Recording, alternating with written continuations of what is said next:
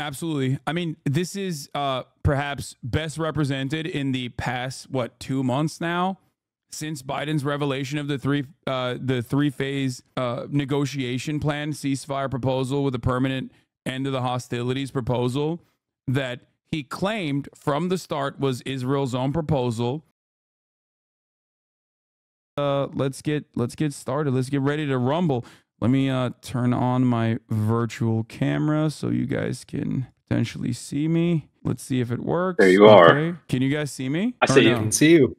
Oh, you can? Because on my end, it just shows my bald head. I see your dog too. Oh, hell yeah.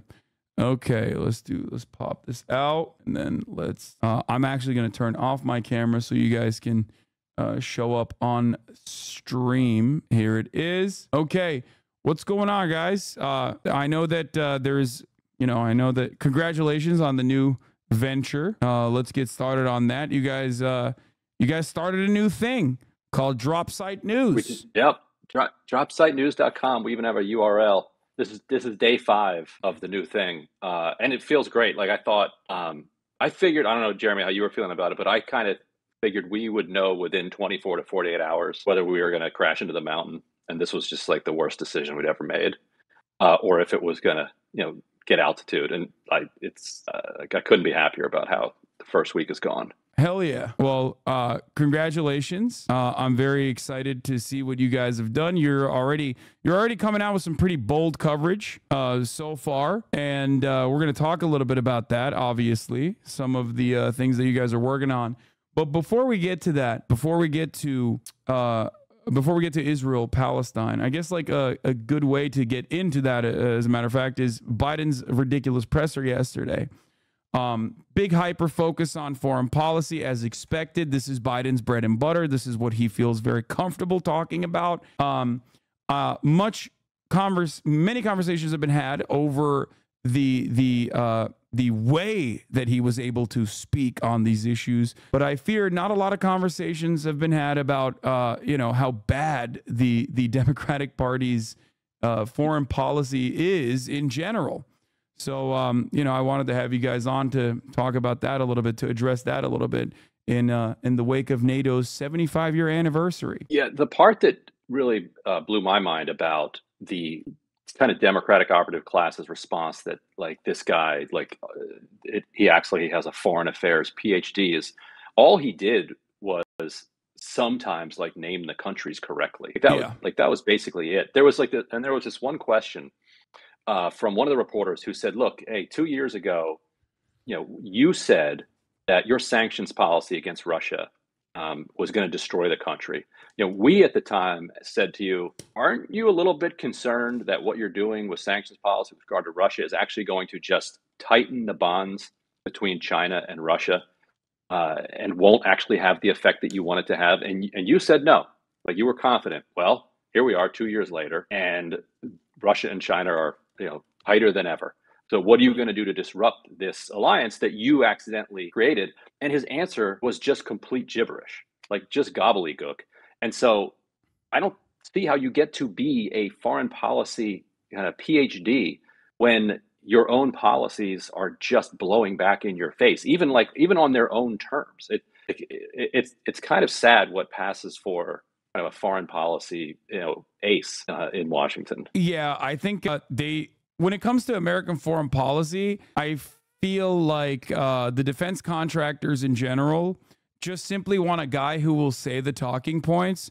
And like, even if Donald Trump himself is not going to legitimately, blow up NATO in the way that people posture against Donald Trump, the fact that like his sentiment, the fact that he expresses like divisive rhetoric on foreign policy is enough for the DMV voters, the most important voters, the most significant constituency, the defense industry constituency, to say, oh, Donald Trump spells trouble for America's prospects in the future. And Biden is definitely better than Donald Trump on that front, is how they operate, in my opinion. When people say this, they fearmonger. Oh, Trump is going to be worse on Palestine, or oh, just imagine if Trump was president.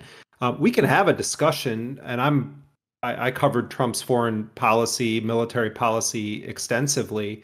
But what is that really doing? That is an attempt to remove Biden's responsibility for the that he's currently enabling at this moment. I mean, think about the intellectual and moral bankruptcy involved with saying, but Trump will be worse, because inherent to that is implying that it's, what Biden is doing is acceptable, is an acceptable alternative to Trump. Yeah.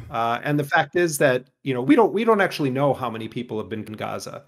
40,000 is the conservative estimate that has been put out by the health ministry in Gaza, a health ministry that's been devastated, that is, its ability to actually track the bodies is very limited. I was recently in Turkey, and I was doing some interviews there, and I was with a family. Two of the individuals from that family from Gaza, a mother and her daughter, had been pulled out of the rubble of their building, and they managed to be evacuated, from Gaza. I mean, the scope of what Joe Biden has facilitated, armed, bankrolled, offered political, diplomatic, legal support, the scope of the utter devastation that this man has unleashed on the people of Gaza should never be forgotten or forgiven. So when people say, well, Trump would be worse, that's not the conversation to have right now. The conversation to have right now is, what have you done and what are you doing to stop this? Absolutely. And, I've been, I broke two stories this week. I've been working for a sustained period on examining Hamas's view of the past 9 months of the events of October 7th. And we can talk about that in depth later if you want, but just one bit of analysis that's relevant to things that happened yesterday at the press conference and then today on Biden's official Twitter feed, the POTUS Twitter feed. Biden is putting out and he's saying, well, we have an agreement on a framework for ceasefire negotiations.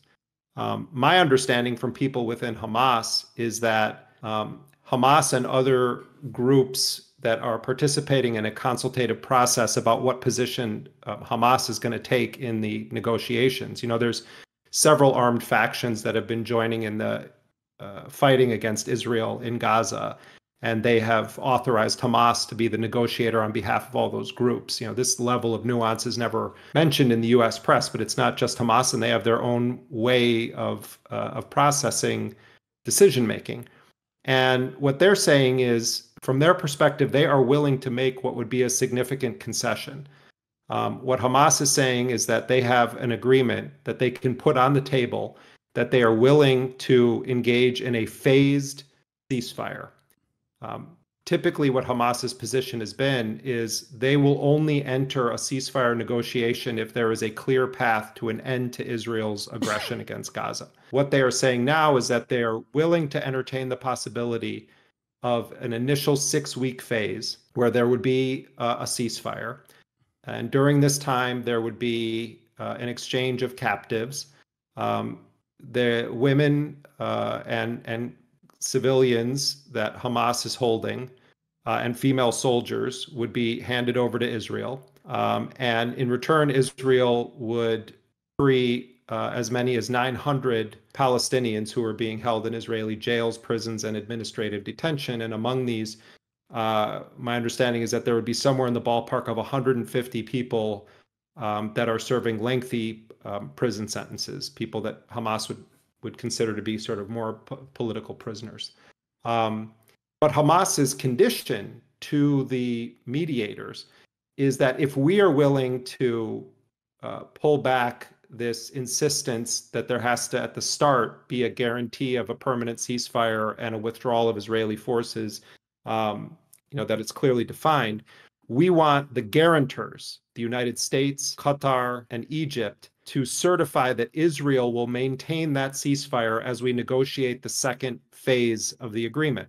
And in the second phase of the agreement, Israel and the United States are insisting that all of the remaining captives in Gaza be handed over to Israel, including male soldiers. And Hamas, in return, would get prisoners freed from Israeli prison who are referred to as the impossibles, people who are in Israeli prisons because they're members of armed resistance groups or because they have Israelis or they've been sentenced for Israelis.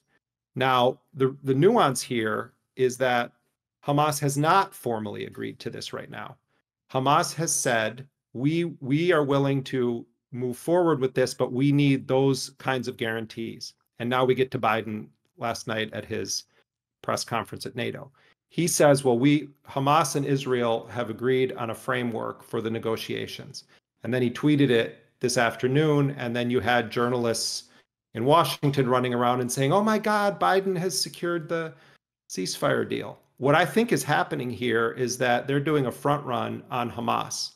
And what they're trying to do is say that an agreement has been finalized, that my understanding as of now is that it has not been finalized on the framework, and that they want to try to create a situation where if Hamas now says, well, wait a minute, we didn't get the guarantees we were asking for, they are going to say Hamas once again has sabotaged the process that the Israelis and the Americans have engaged in. I go to the great lengths to explain this in detail, Hasan, because so much of the reporting is a cartoon version of what is actually happening. Yeah. And that goes from, the origin story of what happened on October 7th all the way to the present moment. And Israel, the final thing I'll say is, my understanding is Israel is also now trying to add conditions that were not even in the document that Israel itself submitted to Biden and that Biden has been promoting. So, I've studied this very closely. I'm talking to primary people. I've also spoken to Israeli negotiators, and I have the very clear sense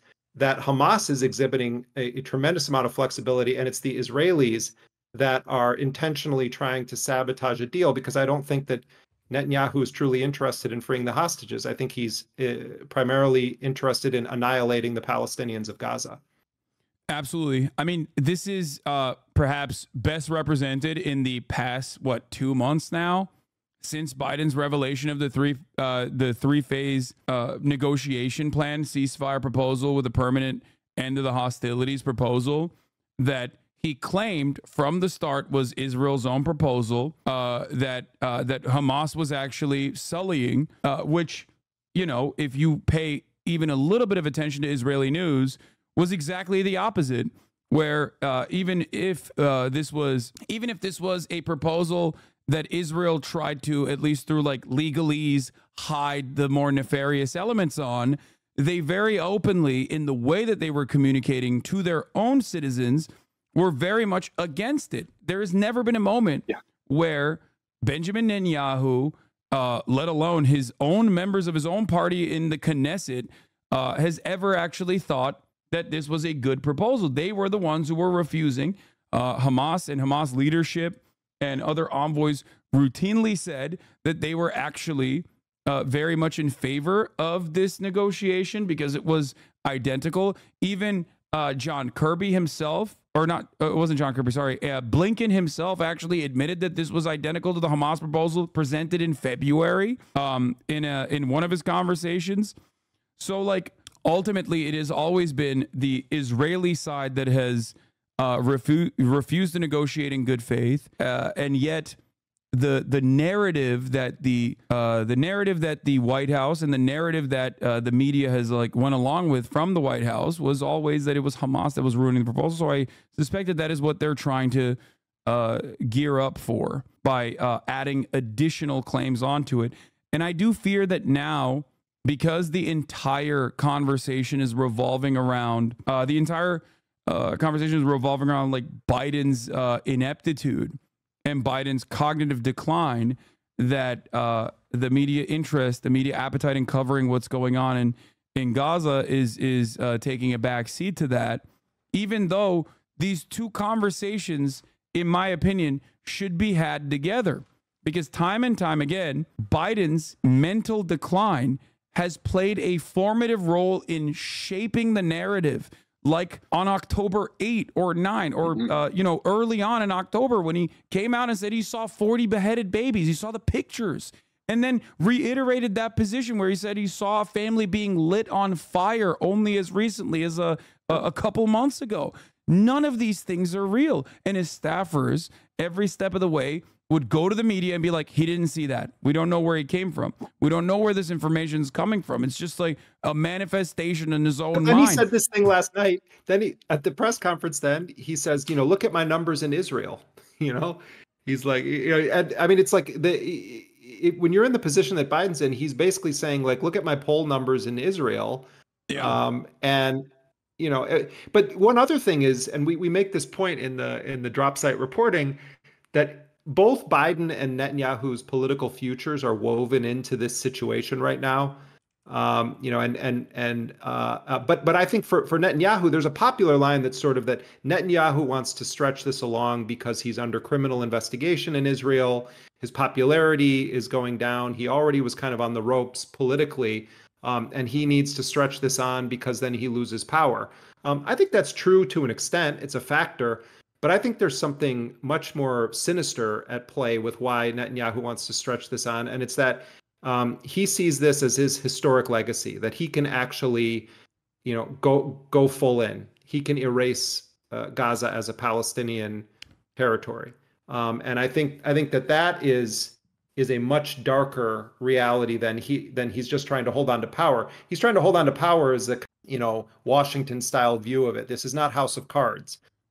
This is much worse. This is someone who has intent, whose entire life project was prevent the establishment of a unified Palestinian state and to annihilate Palestinians who refuse to submit to apartheid. Yeah. Also, one more statement about the ridiculousness of claiming that you are more popular in Israel than you are in the United States is that Donald Trump, according to a poll published last week on Channel 12, is actually more popular than Biden. Channel 12 found that 48% of Israelis prefer Donald Trump to be the next U.S. president compared to 27% who prefer Biden. So, like, he's wrong on every account.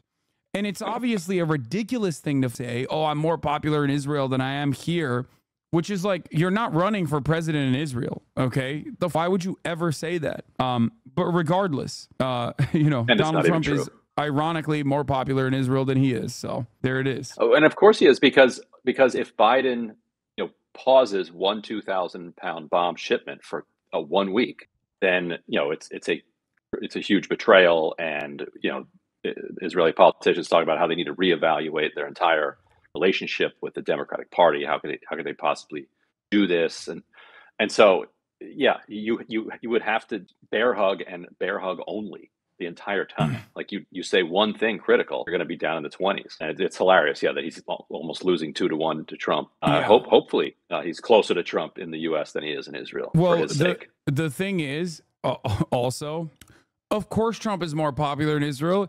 Israel somehow is even more reactionary than the United States of America in their politics. Yes. They are currently directly participating, not by way of like our defense contracts or anything, but directly participating in an ethnic cleansing campaign. Of course, they're significantly more reactionary and prefer Donald Trump. Anyway, but yeah, the reason why I bring this up is because I think it is a narrative to claim that Biden is this brilliant elder statesman who has done a phenomenal job in terms of foreign policy.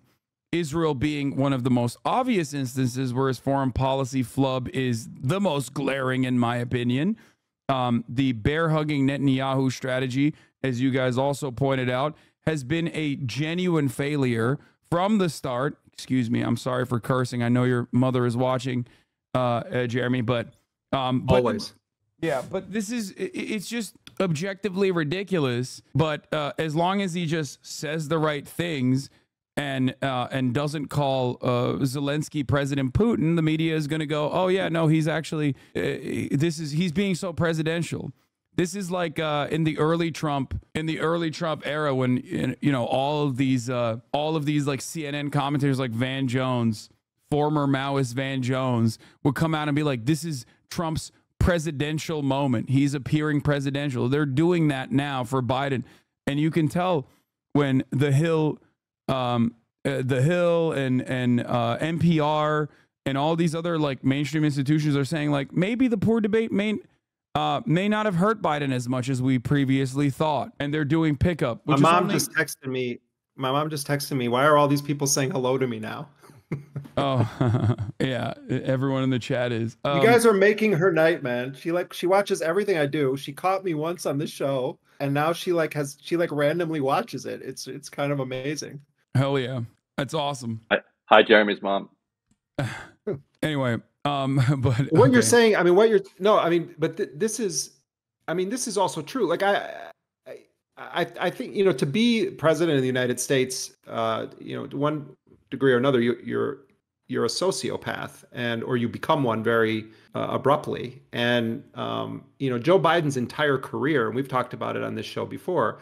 I mean, Joe Biden's entire career when it comes to Israel has just been a continuous defense of the most extreme criminality of the Israeli state.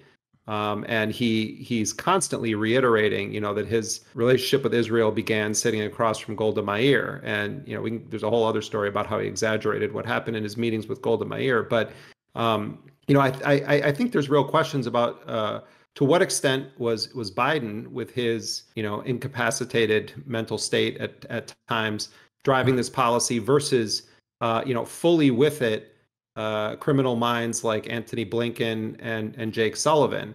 And the answer to that, I think, will tell us a lot, about what's happened here. But the reality is this is the face of the American empire when it comes to policy on Israel. Rashid Khalidi, who is widely considered to be the leading U.S. historian on Palestine, one of the top historians in the world, who is actually quite careful in his comments on these issues, said that it is clear that Netanyahu is in charge of the American policy right now, that it's the tail wagging the dog. And, I'd resisted thinking that for a while, because I think it lets the U.S. off the hook when you say, oh, it's Israel running the policy. This is, a U.S. policy. But in this particular case, Netanyahu has put Biden into check and possibly mate with this situation now, because he's managed to endure and survive and receive U.S. weapons and support and defense for going on into 10 months now. The election is on the horizon. Biden is a severely weakened political candidate. And the reality is that even if they sign some sort of a ceasefire in this phased manner that looks like it's going to happen, it could be a paper tiger, because Netanyahu can resume the war at any time. Biden has made clear he's not going to cut off the weapons. He stretches it into November. Let's say Trump wins in November. Then what? You have lame duck Biden. What's he going to do? He is not going to have the last thing he does before he leaves office, cut off Israel. That's not going to happen.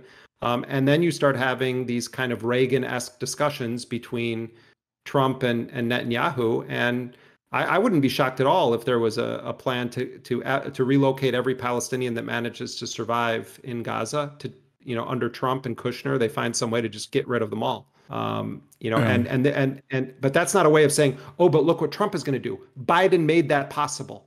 That's the fact that no one can escape. Biden has set this entire thing up. Yeah.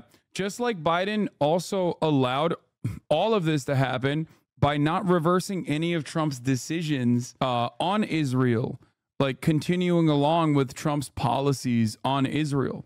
Trump greatly escalated this conflict by just taking the reins off Israel completely, in terms of moving the embassy to Jerusalem, in terms of the Abraham Accords, like setting up the Abraham Accords and having Jared Kushner be the point guy that completely sidestepped the Palestinians in this conversation.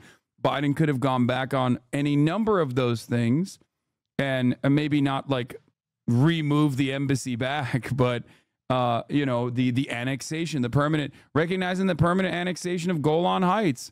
Like all of this stuff allowed Israel to feel emboldened, and it is legitimately concerning that, this is the worst political instinct in this moment, at a time when international organs of justice are at odds with the American state, and all the American state is communicating in terms of defending Israel. Because even from the perspective of those, let's say I'm in the State Department for a brief moment in this hypothetical, like I would be very concerned with Biden's mishandling of Israel, with Biden's understanding of foreign policy, because it greatly diminishes America's soft power capabilities in the future, and shows the rest of the world that America is asleep at the wheel when it comes to Israel, that Israel gets to do whatever it wants.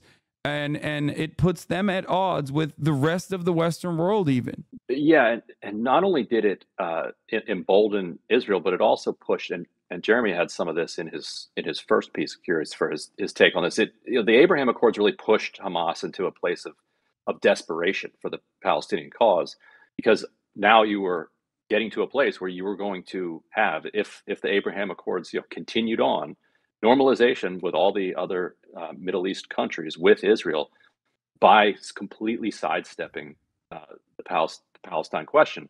That was Kushner's entire insight, and so then Biden picked up where Kushner left off. That's the incredible part.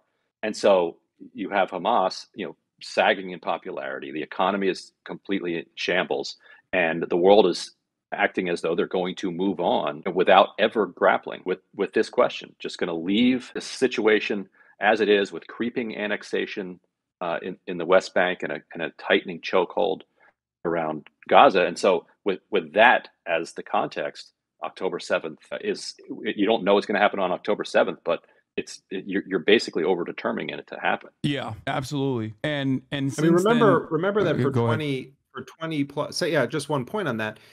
For 20 plus years, the posture of the Arab nations and Muslim nations that had not normalized, quote unquote, relations with Israel was that any normalization would necessitate a resolution on the question of Palestine and Palestinian statehood. And, of course, the Palestinian people feel utterly betrayed by so many of these Arab nations that have stood by as Israel has, quote unquote, mowed the lawn, seized their territory, consistently locking them up, implementing an apartheid state, putting the blockade on Gaza, engaging in collective punishment, putting people on a restricted calorie existence, and they do nothing. And then you have, Trump starting to broker these agreements with Jared Kushner. Biden, as you say, rightly, picks up the mantle. And 2 weeks before October 7th, Netanyahu appears at the United Nations to give a speech at the General Assembly. Almost everyone boycotted it. No one was there except his, minions. But he gave the speech anyway, and he is talking about the new Middle East and what a change this is going to be. It's going to connect Asia, the Middle East, and Europe, and Israel is going to be this sort of new Silk Road.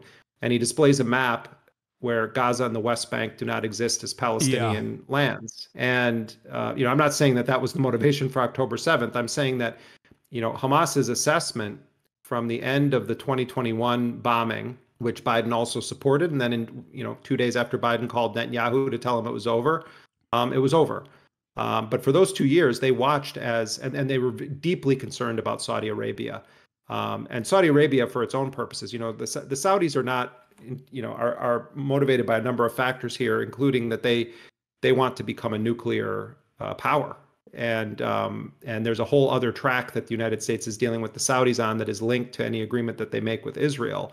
But there were indications that the Saudis were going to settle for some circumvention of Palestinian statehood in their negotiations with Israel. And Hamas, as Ryan said, was concerned about the internal situation in Gaza, was watching a ratcheting up, particularly under Smotrich and Ben-Gvir, of settler violence, which was sponsored by the state, of the defiling of the Al-Aqsa Mosque, the single holiest site in Islam in Palestine.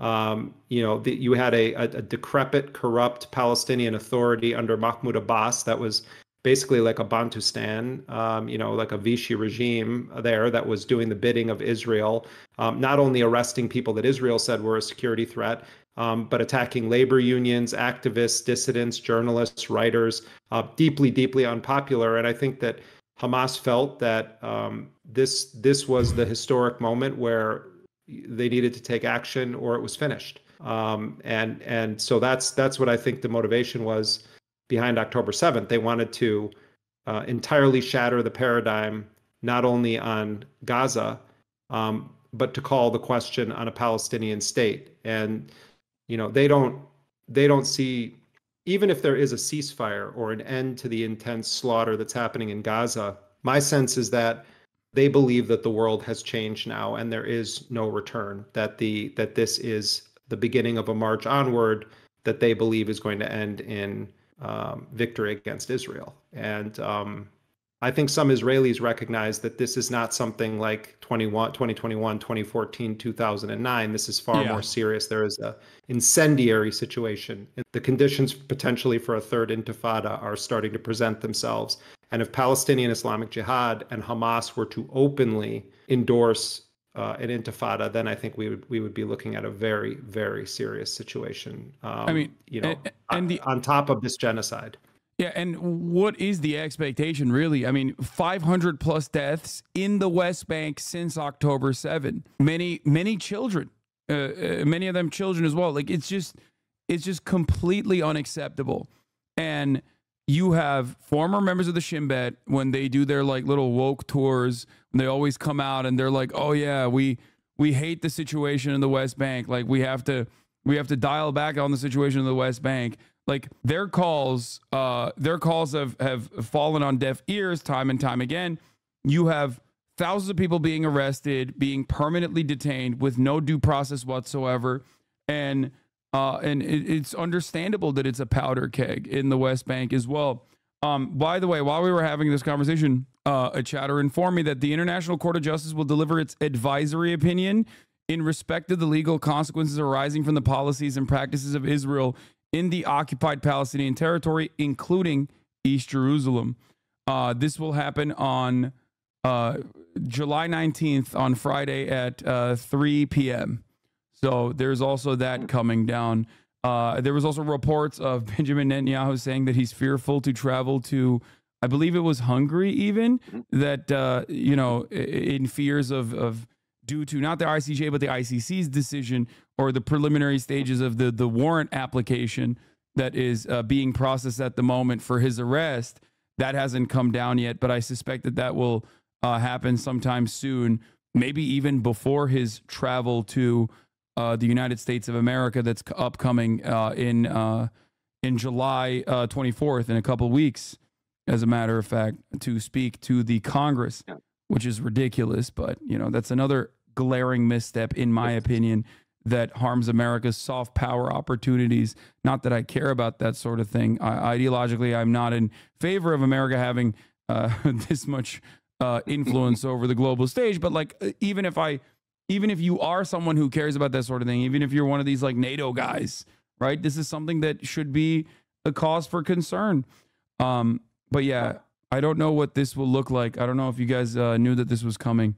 The ICJ, I didn't know that. I didn't know the timing, but yeah, they're moving more quickly than they typically tend to move. And I think one thing that's going on is that I've done some reporting on this. We'll have stuff over at Drop Site probably in a couple of weeks about the coordinated efforts around the world to bring charges. And so I think the ICC has competition here. Like the ICC. William Ruto, I think he was a Kenyan president now, is one of the first ones ever indicted by the ICC. But there were not people clamoring around the world to kind of go after Ruto.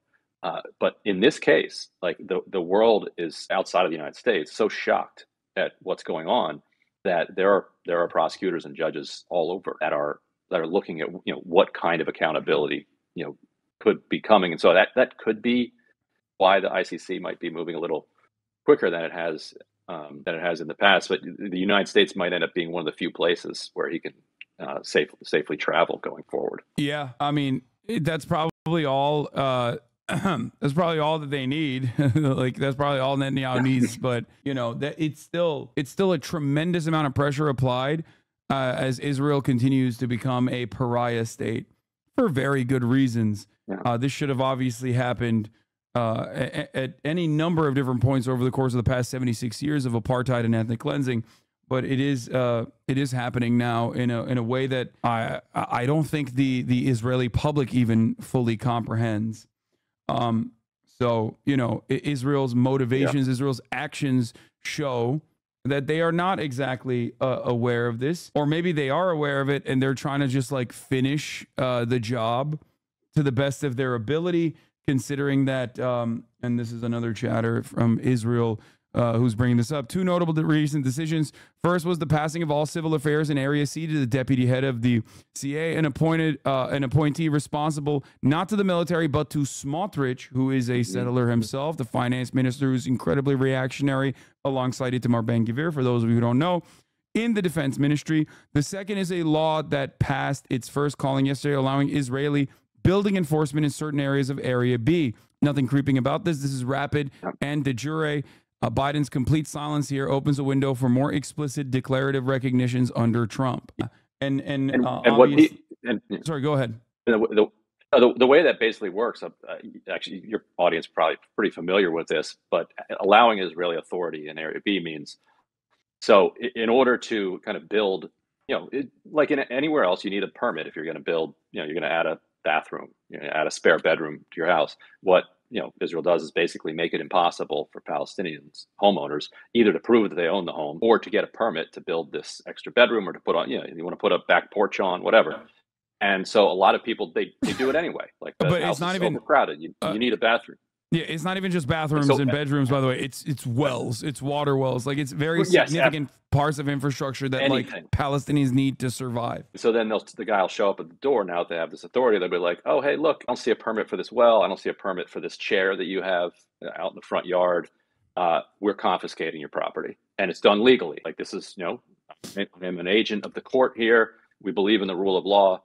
Everybody out, settlers in. So yeah, that's not good at all for anybody who's on the other end of that. Yeah. And it seems like with the change of power in European allies, like America's close European allies, with the Labour Party in the UK, with Keir Starmer, unfortunately, leading the helm, but also with the new coalition government in France, which is openly and outwardly, especially with France and some being significantly more pro-Palestinian than prior leadership, you also run into you run into more American soft power diminishing in Europe specifically, or at least like on this issue alone, on the issue of Israel alone, like America getting pushed aside even further. Now, I don't know. I don't know what Keir Starmer will do. I suspect that he is probably going to continue being as outwardly pro-Israel as the previous government, especially with the weapons contracts that they have. But who knows? Who knows what happens there? Because Keir Starmer has made some post-election. He has made some interesting decisions in terms of like putting people in the positions of power that were very critical of Israel. So who knows? But look at go ahead, Trevor. I mean, well, the limits of what we can expect from someone like a Keir Starmer, or even if Bernie Sanders, were making decisions for the United States. At the beginning, in the immediate aftermath of October 7th, and for several months, Sanders was. His politics were not great on this.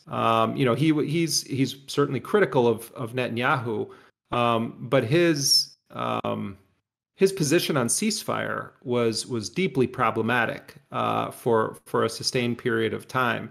And now what Bernie has shifted to is his entire criticism or critique of the genocidal Israeli war against the people of Gaza it's Netanyahu's extremist policies. It's Netanyahu's extreme government. It's Netanyahu's extreme cabinet. This is a line that's been picked up then by Schumer and Pelosi. And it's kind of, this is the way that they've reconciled their way of criticizing it, that they're putting it all on the bad ship Netanyahu. And the thing that none of them want to talk about is that whether you had a so-called liberal government in Israel or you had Netanyahu, the policy would have been a massive war of annihilation against the people of Palestine that live in Gaza, and that's what none of these people want to talk about.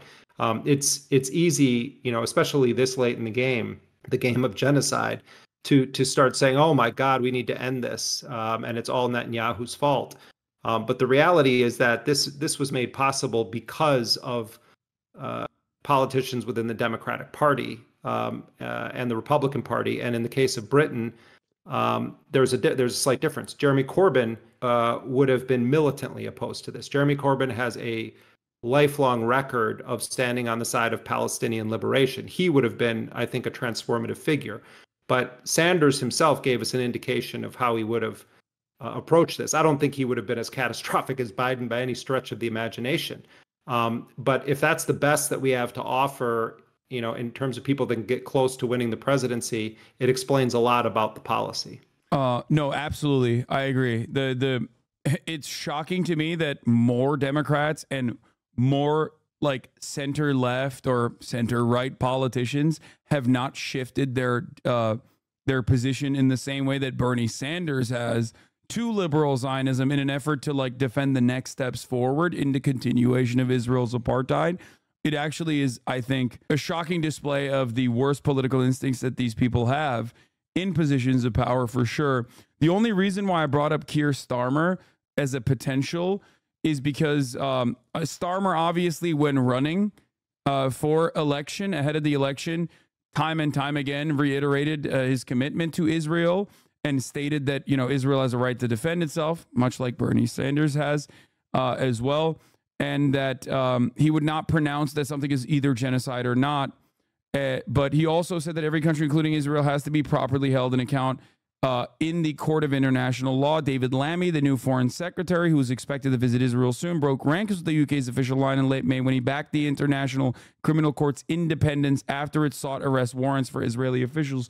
We saw that from a lot of European leadership, including Germany, which has been super far right on the issue of Israel, where like the ICC decision was seen as fairly significant, and that all of these officials did openly say that the ICC does have jurisdiction and they are allowed to operate and they're allowed to continue with their application for an arrest warrant.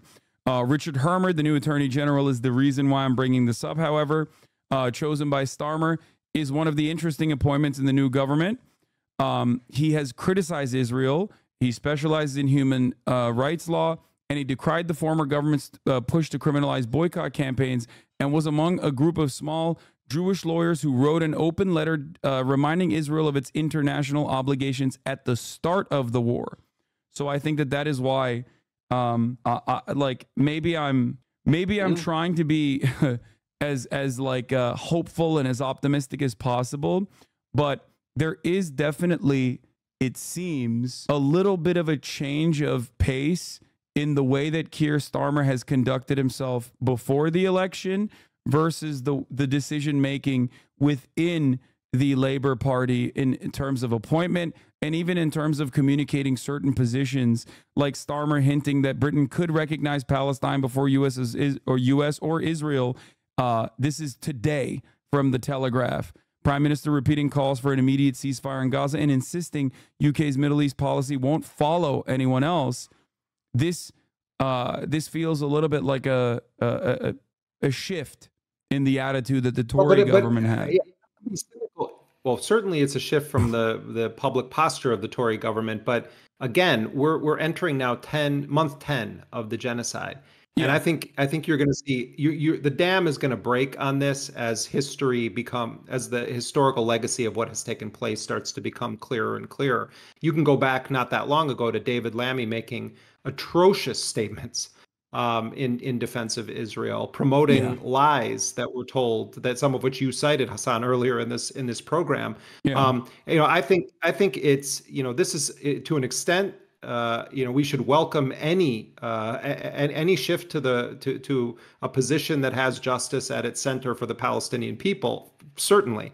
But let's be clear that there is also cynical politicking here. There's an understanding of the tides of history and which direction that they're headed in. So, if Keir Starmer and others are going to take a moral position on this, an ethical position on this, that should be welcome. But we shouldn't forget what has happened the past 10 months with these individuals. You're right. You're 100% right. The nuance is important, but I think we have to keep that in mind. And we've seen Biden doing that too, where Biden has, started to be more open in his denunciation of Netanyahu. and took some symbolic actions. But at the same time, none of this would have happened if these people had listened to those that actually understood what was happening before it became a genocide. And that's a huge part of the problem that we have. Yeah.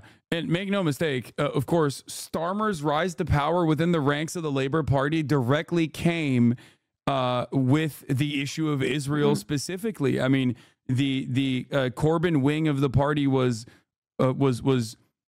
sabotaged, openly sabotaged by the more conservative Labor members that used cynically deployed the calls of anti-Semitism towards him and other more radical, more progressive members, more progressive wing of the Labor Party. So I'm not saying that I'm all too hopeful. I'm simply talking about this kind of communication being another instance where there is maybe some pressure points against American foreign policy and American dominance. Because if these countries do break away from the United States of America, even as like a means of PR to whitewash their previous actions, I think that moves the needle in a more hopeful direction.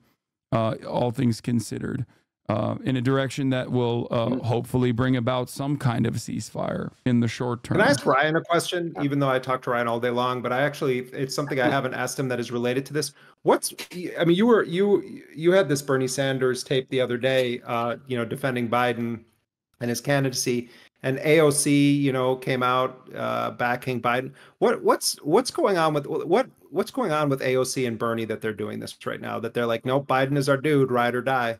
My read is there's a couple things going on. One is that they understand and they have been told that nothing they say is going to influence Biden positively. And in fact, if they see if the left is seen as leading this charge, then actually it could have caused the censors like Schumer and Jeffries and others to dig in more. So that's the strategic element.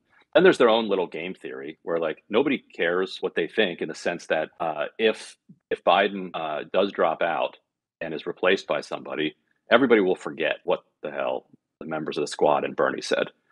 If by some chance he stays in and wins, which is getting to a nil possibility, then people will remember, oh yeah, they stuck with them. So some cynical calculation there.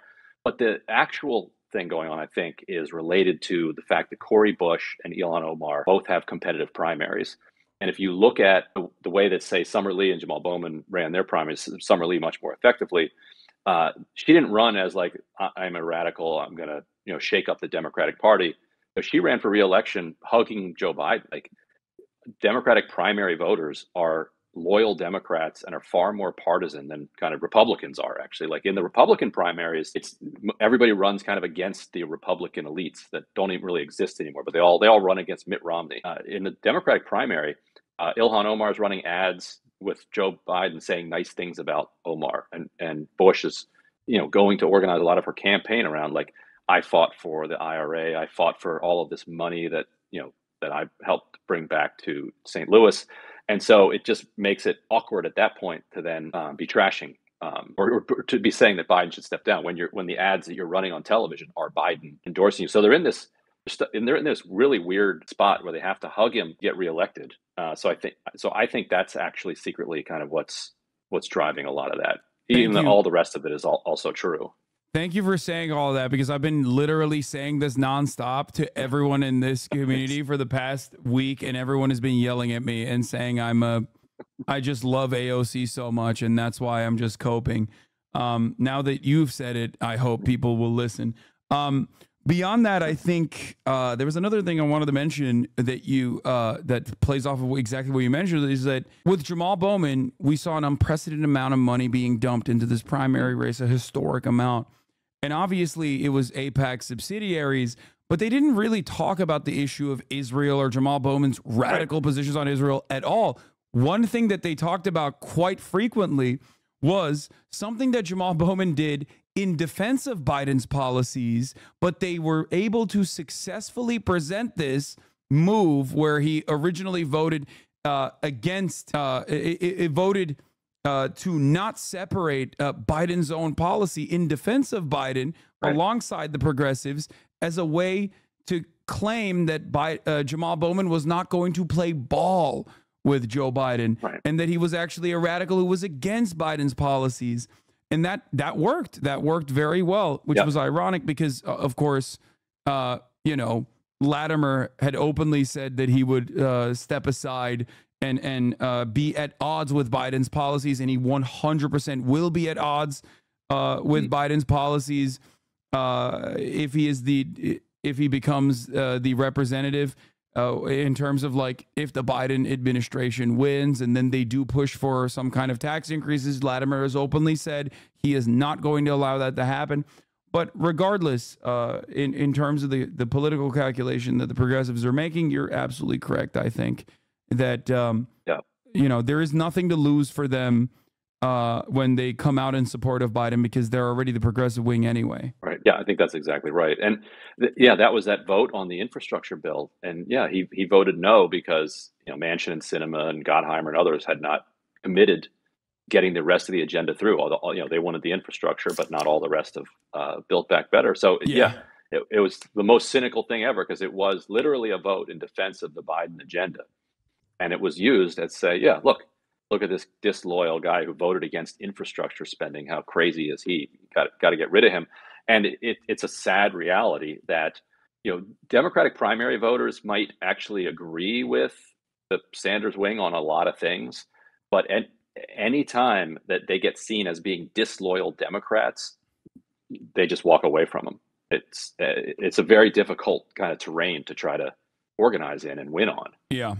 Well, guys, are there any things that you would like to discuss that you haven't gotten to yet before I wanted to say something about the site that we're doing, about Drop Site.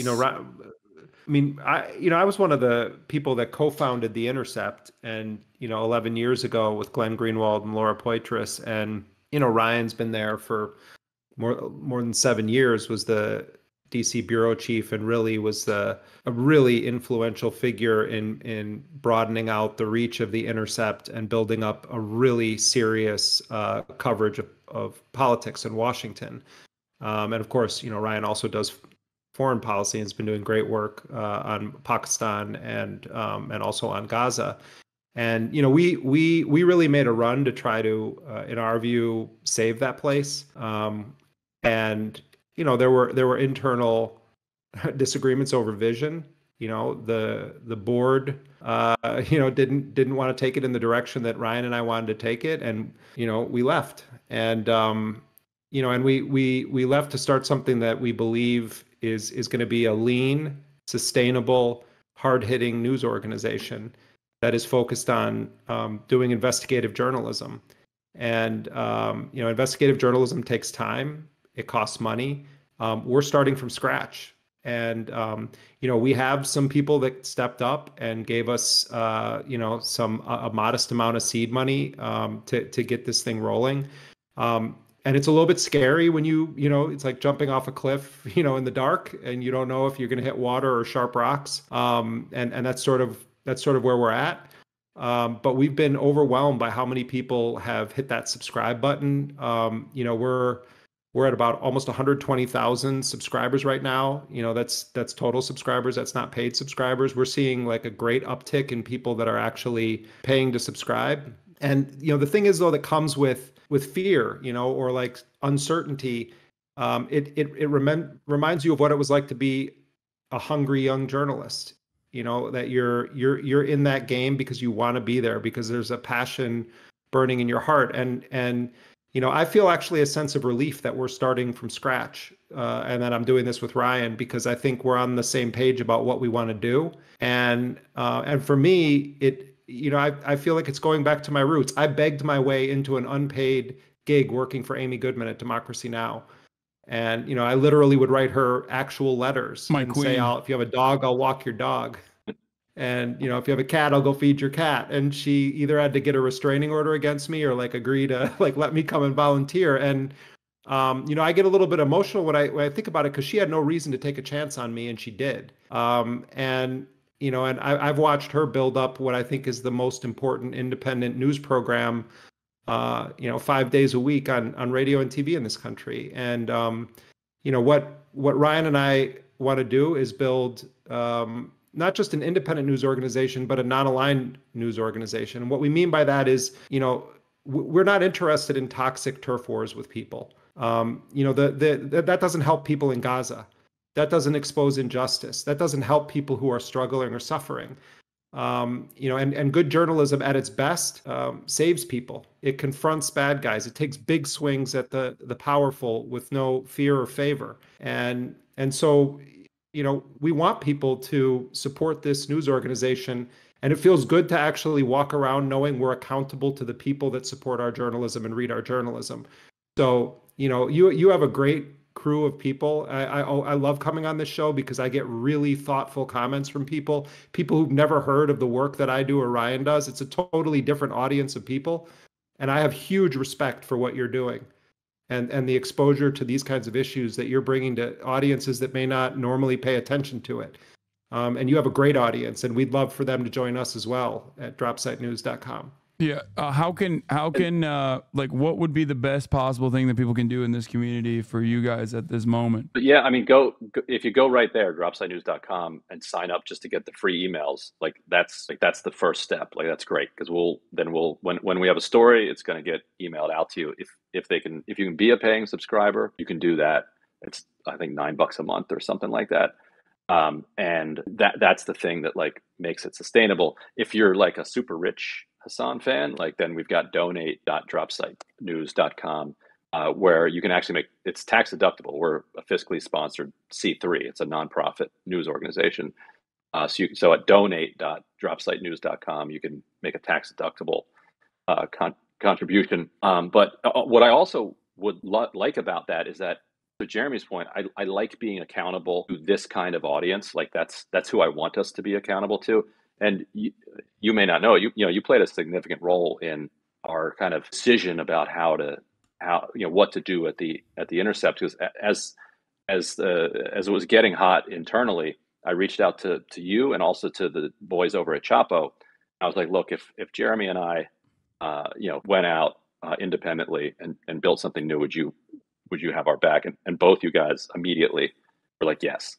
And what I see us as, and that gave us a lot of confidence, like, internally, and to move forward. And what I kind of see us as is the kind of investigative journalism arm of like the Hasan Chapo axis, like that crew like needs an independent investigative news outlet that is producing material that is letting you know what's going on in the world. We can't produce at the volume of the New York Times, but we can pick our spots. We can hit them hard, and we can hit all the malevolent actors that are out there pretty hard, and we're going to get taken seriously, which is my favorite part of all this, because we're in this not just to like produce pretty articles, but to like produce work that has to be reckoned with by centers of power. So thank you for that. Yeah, for that, like, that vote of confidence at a moment when we were kind of in the thick of it. Of course, it's all true. Let me just on one last note. There was a brief window of time when I was allowed on like CNN and MSNBC, and like I was on fairly regularly when I did Blackwater, about the mercenary company, especially when Bush was in power. They loved me on MSNBC. But if you look at how a lot of those big institutional media outlets are configured, they have their own kind of self-licking ice cream cone, where they're in their closed media ecosystem. The Washington Post people are on Morning Joe, or like they're all doing their thing, and they create this sort of echo chamber of their own. And I was talking to a friend about it today when I was explaining your show, Hasan, and I was saying that, like, in the same way that it's it's important that there's cross-pollination with like-minded media organizations. What Ryan is saying is true. We can build an informal network of non-aligned media institutions that share some basic sort of spirit and ideas, and you create a different ecosystem, because the world has radically changed. No one is watching those shows. No, people are not reading those newspapers. Yeah. They're not reaching new audiences. They're not thinking outside of the box.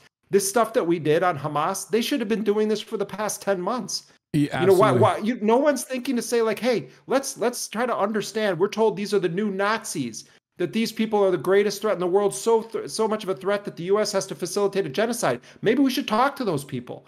You know, so I think what we have here is an opportunity to sort of move away from some of the toxicity that helps no one, find the common ground that we have, and build our own ecosystem of non-aligned media entities. Yeah, and I think that ultimately, in domestic affairs, we saw this with East Palestine, Ohio, that when there's enough of a stink that is brought up on TikTok and other places outside of the sphere of influence of mainstream media, it actually causes mainstream media, which obviously has an interest in maintaining its veneer of legitimacy and credibility, to cover those stories with a different approach. Because East Palestine, Ohio was a train derailment. There are 1,000 train derailments that occur every year. So, of course, no news editor at a serious media outlet is ever going to cover it. They're not going to look at that. They're going to be like, what do you mean? There's 3 of them a fucking day. But once that became like a serious point of contention, and the story itself actually became, why is major media not talking about this? It kind of forced the hands of CNN and MSNBC and all of these other places to actually cover this train derailment and the chemical spill that actually harmed the lives of these people in the small town. And I think what's going on in Palestine with the Israeli ethnic cleansing campaign is almost identical. That for the past 20, 30, 40 years, American mainstream media has rarely ever discussed the issue of the Israeli apartheid on terms that ever gave dignity or humanity or even recognition to the Palestinians as human beings, right? And now, because of the groundswell, because of the previously unimaginable amount of real momentum, real support, and posturing coming from the younger generation, the attitudes that the younger generation has, and the reality that they see on the ground, due to all of these incredibly brave independent journalists and outlets like Al Jazeera, but like Palestinian people just being able to just show what is happening to them in real time. It is, in my opinion, causing mainstream media to have to cover it in a way that they previously never had to. And you see that they ran with, in early October, they ran with the contextualization of the violence narrative every single time Israel would blow up a hospital or a school or something. You would have Jonathan Concuncrius or whatever the fuck that dude's name is go on CNN and immediately contextualize it and frame it as a totally permissible, dare I say, moral act, morally righteous act, that they had to blow up this school. And you don't see that anymore. You don't see that as much anymore in mainstream media. And that is because of the obvious death toll and how unimaginably cruel Israel has been. But beyond that, I think it's because there is a lot of people an entire generation of people who no longer trust no longer trust CNN, no longer trust MSNBC, no longer trust the New York Times when it comes to covering foreign policy. And they have to try and make up for that. They have to try and at least claw on to some shred of credibility. So I think what you guys are doing and what I try to promote here will inevitably cause better journalism to occur in mainstream media as well, hopefully. Yes, because the ecosystem that Jeremy's describing, to the extent that it exists now, it actually includes elements of all of those newsrooms. There might be somebody sitting, I guarantee you actually, that there are people right now. Wait, Ryan. You're muted or something. Ryan, you muted yourself. There are people right now, you said, and then after that it muted. Unmute it. Now you click unmute. Ryan and I are old. Ryan, you just muted yourself. There it is. All right. There are people right now as we speak, in the CNN newsroom, like watching this stream, probably. Like the ecosystem Oh yeah. overlaps into and creates friction inside major media and gives succor to the people who were in there kind of waging the good fight. Like the fact that we were able to report on the New York Times internally because so many people from the New York Times wanted to speak to us. Oh so yeah, you're exactly, like, I think you're exactly right. It put, and we and they then put pressure on the kind of old guard, and it does kind of come out in the end of the coverage. It's still not good coverage, and it's not coverage they're happy about, but it's less bad than it was, and it's just at the beginning, because this ecosystem is growing, and that one is shrinking. And also politicians are noticing, which is going to cause problems for the major media. Like politicians notice that independent media is now just as good a way to reach the American public as like CNN, MSNBC, New York Times, maybe even better, in a lot of respects. And that's going to cause all sorts of problems for the major media too, because then they'll lose that. They rely on the myth, and once the myth is gone, then all they have left is their ability to break news that the public wants. But right now, they don't have to do that. Yeah. No, I mean, just sure. looking at your comments, like at the commenters on the side, it's really interesting. I mean, I can barely keep up with it, but I've noticed as we've been chatting over the past hour, like the crowdsourcing of information. I mean, there's a bunch of really intelligent notes that get dropped in this, and then there's things that I don't even understand the language. Yeah, but it's really a fascinating. No, but there's actually, I've stopped it at a couple of points and read what people said, and there's really interesting comments. It's a very interesting alternative to the Chiron news stream that flows under CNN or MSNBC or what have you. Anyway, I know we've taken up a lot of your time and your audience's time. No, of course. But one other thing is, like, if people have money to spare and they want to subscribe, that's amazing. But we're not going to put our content behind a paywall. Like, Ryan and I are both committed to information should be free to everybody. And we're in this because also we believe journalism at its best should be a public service. But if people have the money to support us, we're deeply honored to have your trust, and hope we, preemptively earn it, and then earn it after you've paid attention to us for a while. No, absolutely. Well, thank you guys so much for coming on, and once again, thank you for all the phenomenal work you do. I hope that there was a lot of support from this community. I mean, I of course, I have uncritical support for you guys always. So I'm very excited to see what you guys are reporting on in the future. Appreciate it, brother. All right. Thank you. Thanks for coming so much. on. Keep up the great work. Thank you, everybody. Hey, guys. All right. That was Ryan Grimm and Jeremy Scahill, formerly of The Intercept, now at dropsitenews.com. Go support their journalism, of course. They are phenomenal, as you already know. Some of my favorite guests to have on. And yeah, they're doing brilliant work. This is something that I have, in terms of talking specifically to